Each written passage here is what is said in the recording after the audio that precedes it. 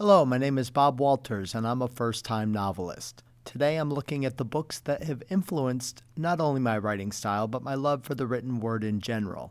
This is the list of my top 10 favorite books, in no particular order, and why they've stuck with me for so long.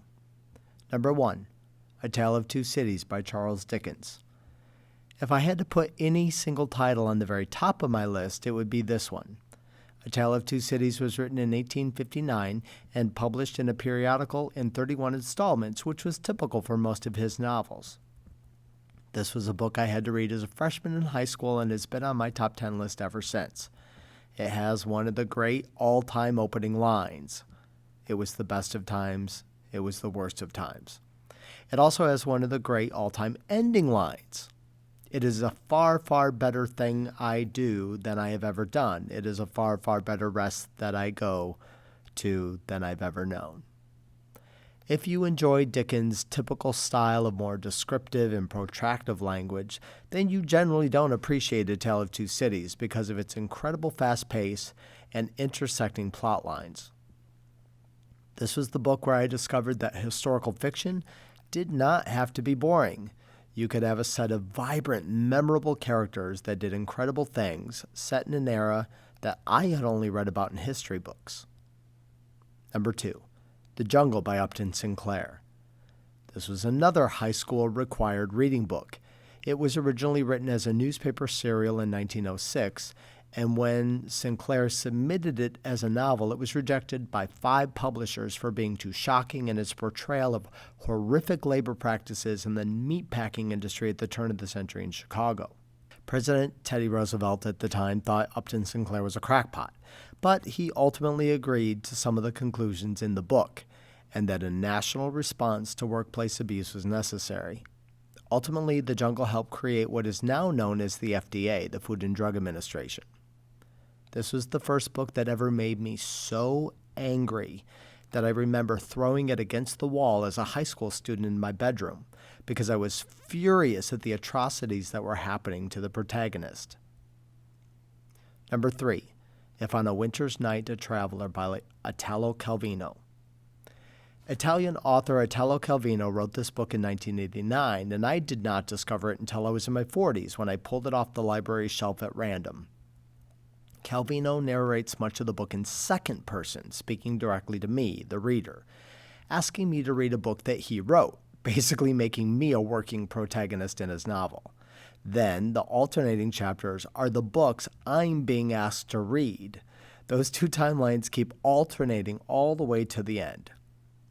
This was the first book that truly challenged my concept of structure. Not structure of a plot, but structure of an actual book. As a writer, I didn't need to write in third person or past tense. I could make the reader be an actual character. Number 4, Highrise by J.G. Ballard.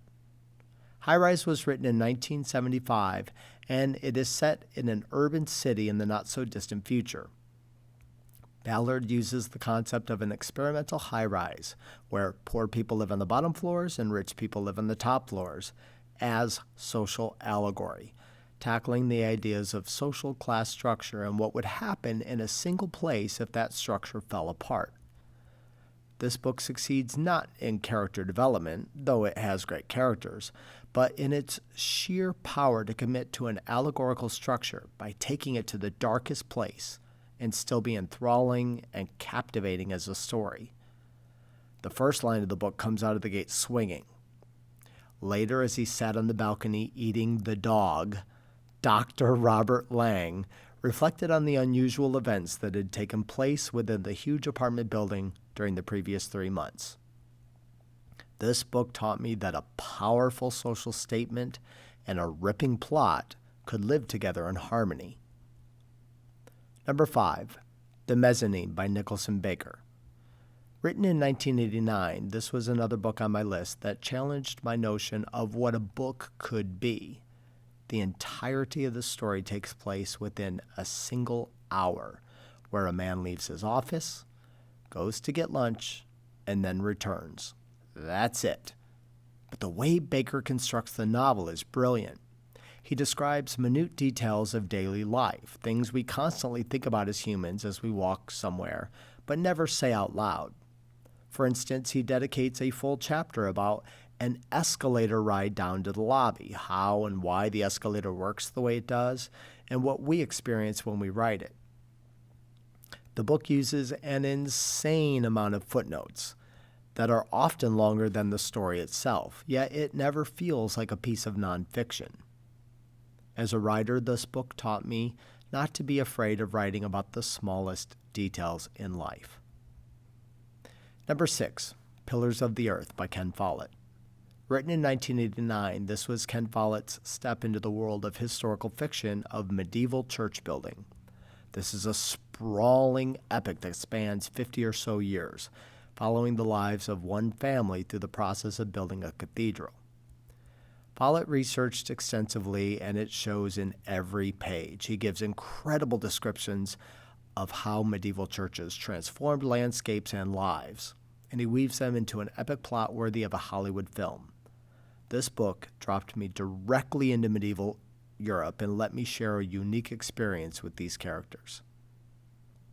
Number 7, My Petition for More Space by John Hersey.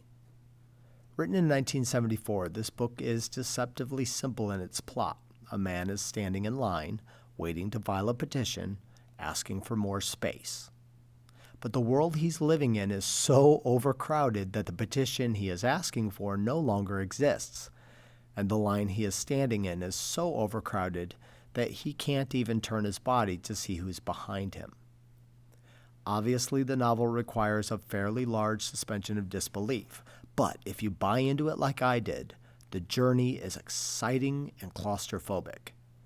There's a particularly nail-biting sequence where the people in line start to get angry, and the solution to stave off the deadly mob is as intense as any thriller. This is another book on my list that is far more about themes and messages than it is about plot or characters. It is one of Hersey's most overlooked books. Number 8, Anthem by Ayn Rand. Anthem was written in 1937 during the lead-up to World War II and the growing push towards dangerous political ideologies on a global scale. Anthem is now studied quite frequently in schools, which is where I read it. She has an amazing ability to cut a sleek, streamlined story out of hefty themes. This novel is a mere 14,000 words, when so much of her other work is 300 to 500,000. This book taught me that less could be more. I've read Fountainhead and Atlas Shrugged, but I always come back to Anthem, which does just as good a job of expounding complex philosophies in a fraction of the time. Number 9, Fahrenheit 451 by Ray Bradbury. Written in 1953, Bradbury said at the time, "There is more than one way to burn a book, and the world is full of people running around with lit matches."